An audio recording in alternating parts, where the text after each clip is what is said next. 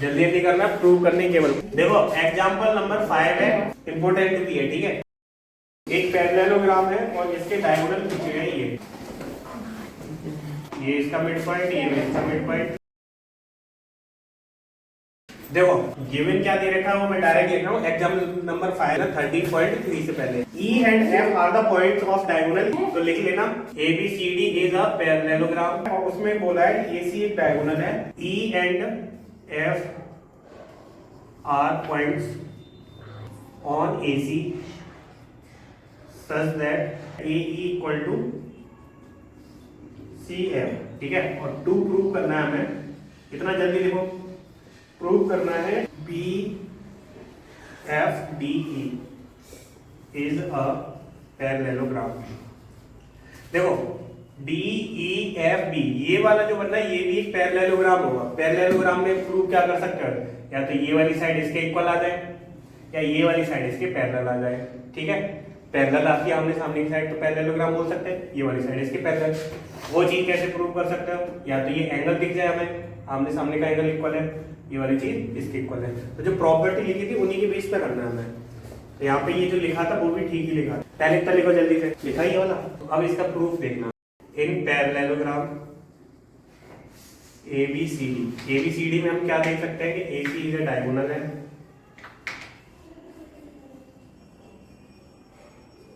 diagonal and O is a midpoint of, and O is a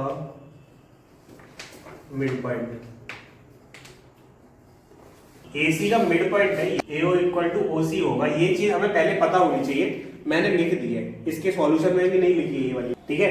और एक चीज और दे रखी है हमें, इसमें AE इक्वल टू CF दे रखा है, यहां से लिखें नाउ AE इक्वल टू क्या दे रखा है, CF दे रखा है। ये कहां से लिखा है हमने, गिवन है ये वाली चीज। अब गौर से देखो AO इक्वल टू जो OC है, AO और OC के इक्वल है, उसको कैसे बना सकते हैं AO और OC को, AO इक्वल टू OC दोबारा से लिख लो। AO को तुम लिख सकते हो AE प्लस EO और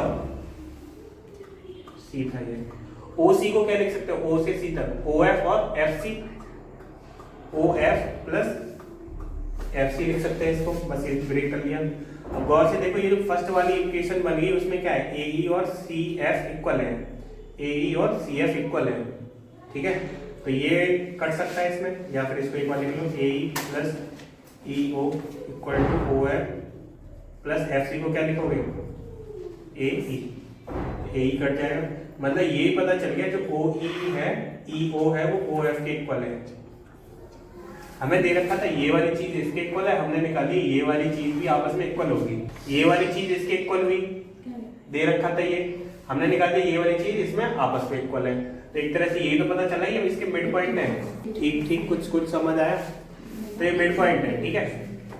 इतना लिखो पहले। अब देखो इसमें हमने क्या प्रूव कर दिया, जो EO था वो OF के इक्वल हो गया, मतलब एक तरह से मिड पॉइंट बोल सकते हैं इसको।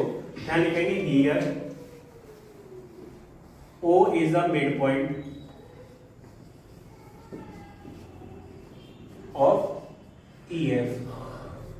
EF साइड का, इस वाली साइड का हमें क्या पता चलेगा, मिड पॉइंट है। और ये इस वाले रेक्टेंगल का ये क्या है, डायगोनल है। इस वाले को अंदर देखा जाए डॉटेड डॉटेड को डायगोनल ही तो है, और डायगोनल कहां कट हो रहा है, mid point of EF and EF is a diagonal of quadrilateral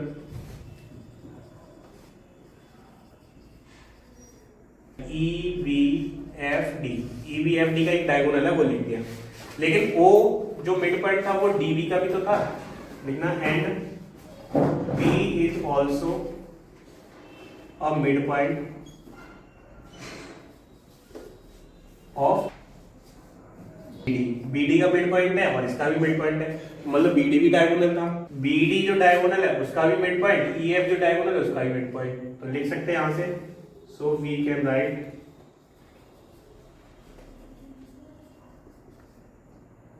quadrilateral, या क्वाड्रिलेटरल लिख लो, क्वाड्रिलेटरल EBFD इज एक तरह से थ्योरी टाइप लिख दिया। 13.3 का पहला क्वेश्चन है, करें इसके कुछ कि नहीं। पहले क्वेश्चन में पहला दूसरा तीसरा तो हो गए होंगे, फर्स्ट वाले को देखो बताना है केवल। एक पैरेललोग्राम है ABCD, पैरेललोग्राम बना लेना ABCD। इसमें क्या एंगल C और D के बारे में बताना है, कितना एंगल होगा ये। Determine the sum of angle C and D, तो हमें angle C plus angle D बताना है, कितना होगा ये, कितना हुआ 180। क्यों? क्योंकि पैरेललोग्राम के जो एडजेसेंट एंगल होते हैं वो क्या होते हैं, सप्लीमेंट्री होते हैं। ठीक है, ये क्या होते हैं, सप्लीमेंट्री होते हैं। Parallelogram are equal to 180। तो ये इतना सा था क्वेश्चन समझने में। अच्छा, A और B कितने डिग्री के होंगे, तो ये